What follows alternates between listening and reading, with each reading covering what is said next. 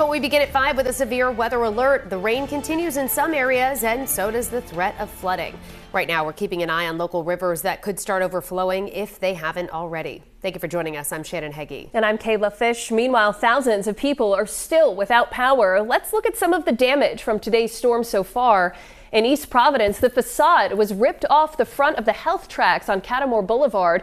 Fortunately, nobody was hurt, but the gym was closed after this scene.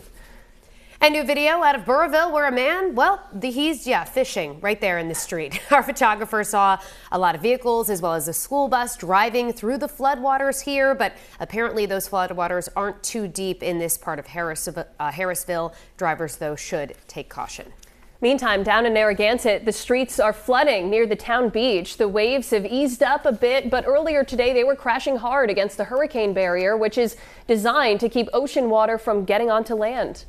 And in Providence today, 12 News was there as crews closed several gates of the Fox Point hurricane barrier due to the storm surge. The city says there's no traffic access on Bridge Street and only local access is allowed on India Street.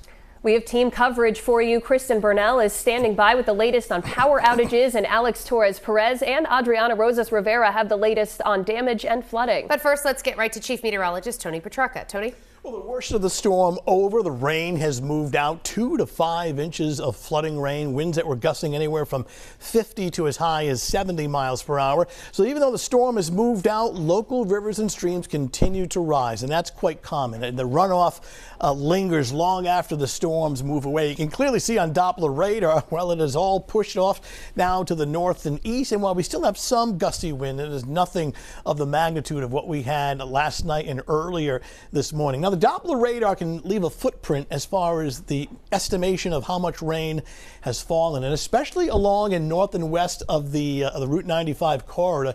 It was generally 2 to 4 inches of rain, with these speckles of yellow indicating amounts as high as 4 and even 5 inches of rain. So 2 to 5 inches of rain in this area. To the south and east of that, generally between 1 and 2.5 inches of rain. The areas in red represent flood warnings for local rivers and streams. And here are some of the rivers that we're watching very closely, and somewhat concerned about both the Patuxent River and the Woonasquatucket. The Patuxent is rising rapidly. Moderate to major flooding anticipated on that river overnight, early tomorrow morning. The Blackstone, the forecast is from minor to moderate flooding, but the Woonasquatucket River, major flooding anticipated. That's located in Centerdale.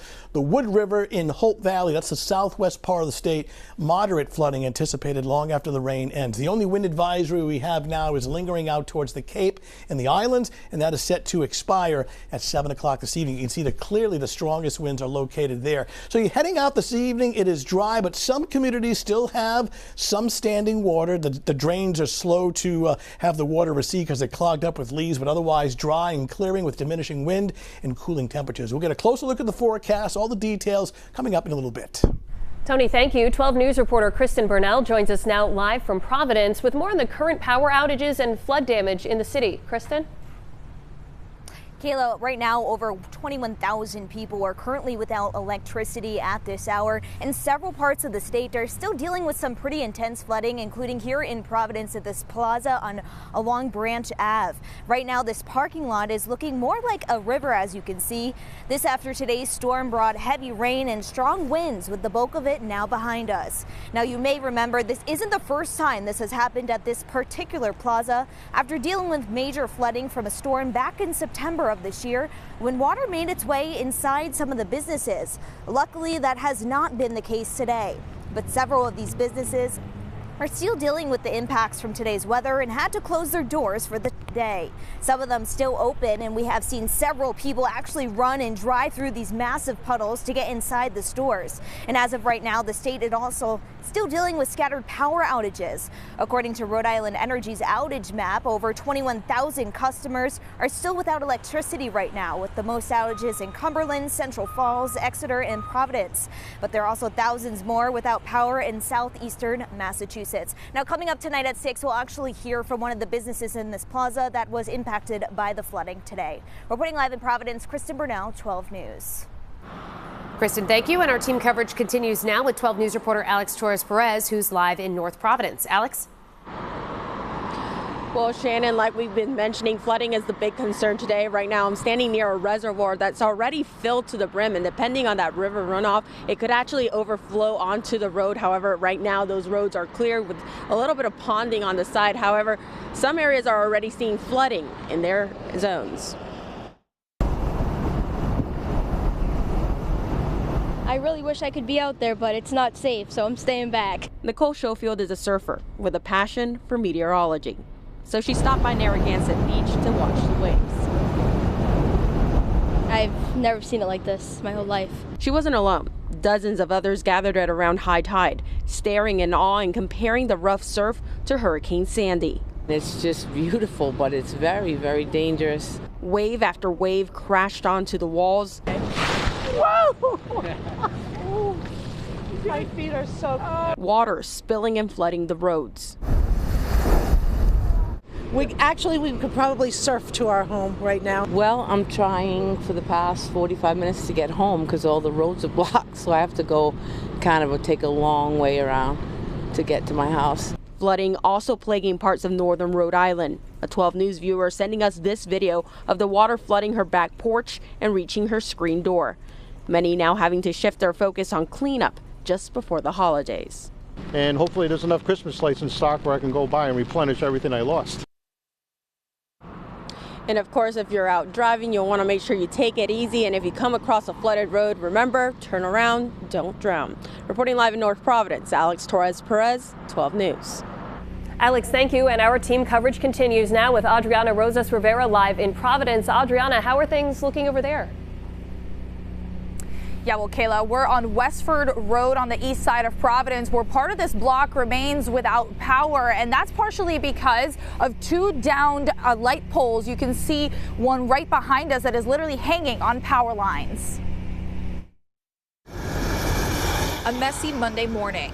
Rhode Islanders waking up to downed trees and power lines. A trampoline even blew away and tangled itself in power lines after gusts of more than 60 miles per hour ripped through Providence. Off Blackstone Boulevard, trees snapped in half, blocking sidewalks. Two light poles on Westford Road hung on power lines this afternoon, with a chunk of the street blocked off to traffic. At one point, 30,000 Rhode Island Energy customers were without power. One woman walking her dog this morning at Lippett Memorial Park tells us trees usually come down here. It's just a matter of which one. And there's a lot today. I'm realizing maybe it's not the safest thing to be out here with my dog, but this is where we walk every day. And over in Water Place Park today, a different scene from when they do water fire lightings. Surrounding sidewalks underwater, a strong current ripping through the basin.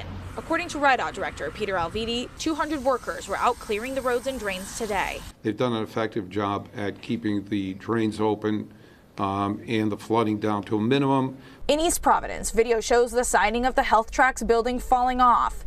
The gym closed for the day, telling us the building inspector asked them to evacuate. There was some minor backup on 195 west from Seekonk, mainly because some of the traffic from local roads in East Providence had to be diverted onto 195.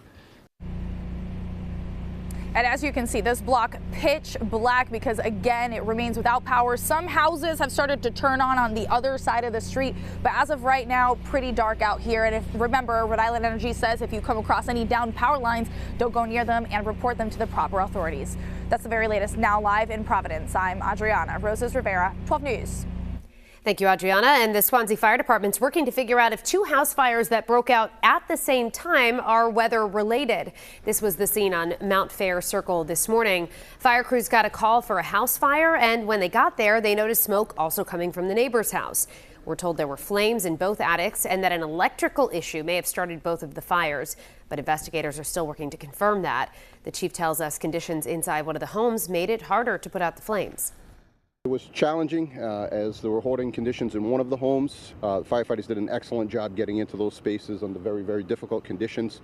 Fortunately, there were no injuries, but unfortunately, the homes sustained significant damage. Both homes, as you just heard, are unlivable right now. It's unclear how many people were displaced. We'd like to thank all of you who sent in pictures and videos of the storm damage and flooding in your neighborhoods. And please keep those coming. You can email them to reportit@WPRI.com. You can also upload them on our website and Pinpoint Weather 12 app.